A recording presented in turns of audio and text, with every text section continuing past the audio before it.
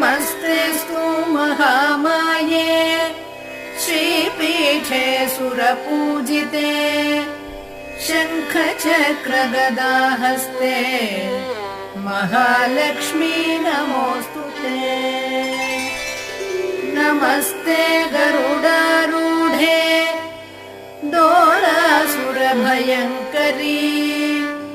सर्वपापहरे देवी महालक्ष्मी नमोऽस्तु ते। सर्वज्ञे सर्ववरदे सर्वदुष्टभयङ्करी सर्वदुःखहरे देवी महालक्ष्मी नमोऽस्तु ते। सिद्धिबुद्धिप्रदे देवी भुक्तिमुक्ति